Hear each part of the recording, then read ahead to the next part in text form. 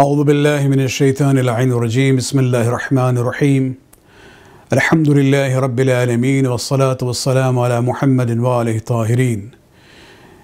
Dear sisters and brothers in Iman, Assalamu alaikum wa rahmatullahi wa barakatuh.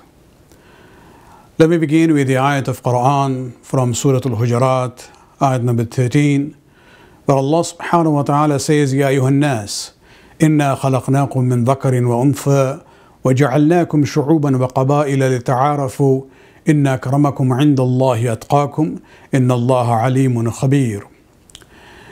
God has created us all differently. There is no denying it. And there are some qualities. When we dig down deeper, we will find that some people are superior to others. People will say this difference doesn't exist. Everyone is equal. But really, we all know this isn't the case. The simple fact is that some people have achieved higher level of Iman and Taqwa. And if you were nodding your head in agreement to my previous sentences, thinking it was about race and not Iman and Taqwa, then you are part of the problem. As human beings, we prefer to see variety in everything around us. This is perhaps a reflection of the practice of Allah subhanahu wa ta'ala and the way diversity is manifest throughout the universe. The most comprehensive verse is from chapter 35, ayat 27 and 28, where Allah subhanahu wa ta'ala talks about diversity in vegetation, inanimate objects and living beings. ألم تر أن الله أنزل من السماء ماء فأخرجنا به ثمرات مختلفا ألوانها. He says, don't you see that Allah sends down rain from the clouds? We bring forth with it fruits of various colors, and of course tastes and shapes also. ومن الجبال جدد بيض وحمر مختلف ألوانها وغرابيب سود. Don't you also see that there are in the mountains stripes of white and red and of various colors, including intense black?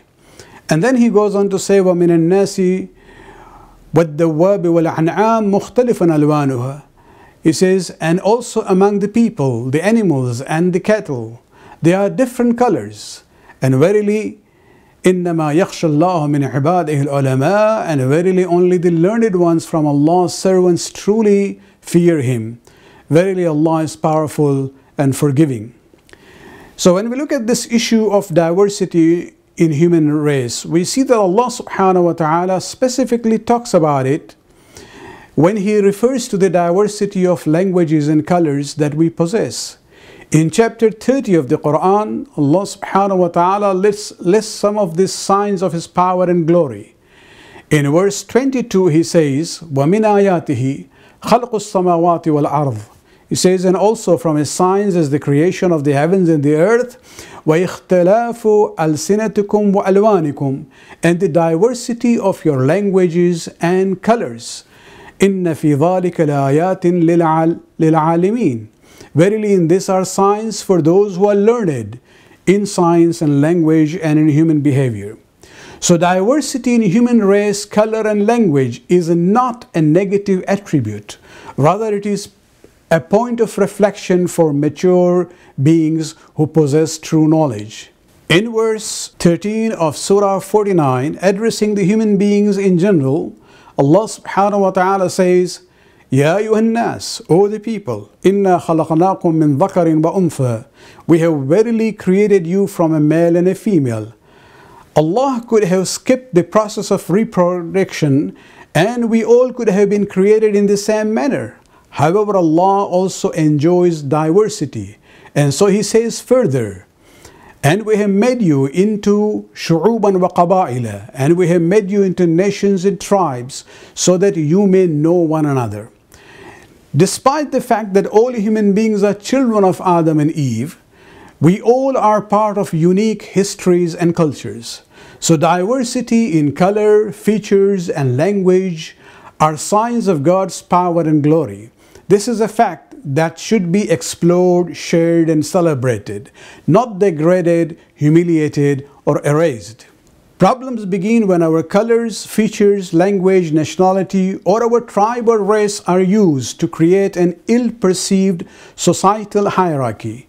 When we start considering one superior over the other on racial basis, we are in direct conflict with Allah's teaching. There is no concept of a pure or chosen race in the human family. All are from Adam and Eve. There are some communities who devote many resources in the name of preserving and protecting their language, culture, and way of life. And it is important to have a recorded history that future generations can refer to.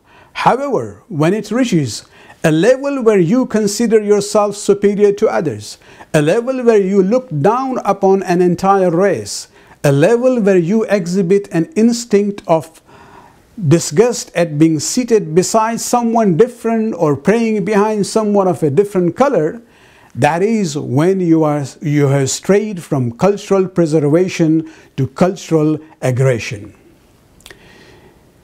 If you are genuinely looking for a criterion of preferring one person over another, then you should look at the next sentence in that verse 13 of Surah 49, where Allah subhanahu wa ta'ala says, "Inna akramakum indallahi atqakum," where He states that the criterion of superiority over others is taqwa, righteousness, the inner power which keeps you constantly aware of God's presence in your life and prevents you from giving into the temptation to commit sins. One of the serious ones is racist words and actions. Moreover, this cannot be the standard of quality of a tribe or a nation. This is a trait of individuals. Those individuals could be of varying skin tones, tall or short, rich or poor, because taqwa as an inner power has no color. Let me end with a story which has been narrated by Imam Muhammad al-Baqir alayhi salatu wasalam, where he talks about an incident during the days of the Prophet. He says one day the companions of Rasulullah sallallahu alayhi wa sallam were sitting around and yantasibuna wa yaftakhiruna. They were, describing their own genealogy, their ancestry, and bragging about it and feeling, proud against the others. And in that gathering was Salman also. And remember, he was an outsider as far as the tribe and the race is concerned. So one of the companions by the name of Umar, he said, "Ma nisbatuka anta ya Salman wa ma asluka?" What is your genealogy, O Salman? What is your origin? And this is where Salman responded in a very beautiful way. He says, "Ana Salman bin Abdullah." I am Salman, the son of the servant of Allah subhanahu wa ta'ala. كنت ضالا فهداني الله بمحمد صلى الله عليه وآله وسلم. I was lost and Allah subhanahu wa ta'ala guided me through Muhammad. وكنت عائلا فأغناني الله بمحمد. And I was poor and Allah subhanahu wa ta'ala made me free from need through Muhammad صلى الله عليه وآله وسلم. وكنت مملوكا فعاتقني الله بمحمد صلى الله عليه وآله وسلم. I was a slave, but I became free. Allah made me free through Muhammad sallallahu alayhi wa sallam. فَهَذَا حَسَبِي وَنَسَبِي يَا عُمَرْ. This is my honor and this is my origin, or Umar. And then the Prophet sallallahu alayhi wa sallam came outside from his home, and Salman described the conversation that he had with the companions. And this is where the Prophet then addressed the companions, especially those who were from Arab and Quraysh. He says, "Ya ma'ashar Quraysh, O people of Quraysh, the honor of a person is his faith, his virtue is his character, and his origin is his intelligence." Then the Prophet recited this ayat from Surah 49, ayat number 13, and then he says, "Ya Salman, O Salman, none of these people have any superiority over you except by taqwa. So if you are more righteous compared to another person, then you are superior to that. So no nation or race has the right to claim superiority over others based on artificial standards of color or culture. Purifying our minds and hearts of this false criterion is the first and the most fundamental step in combating racism. This starts with yourself internally, trying to change your mindset. It continues within your family. Call out your parents, siblings, or spouse for any obvious or subliminal prejudicial mindsets or comments. And from there, move on to your children and those around you. Break the circle of hate and avoid passing on values that don't align with Allah's teaching.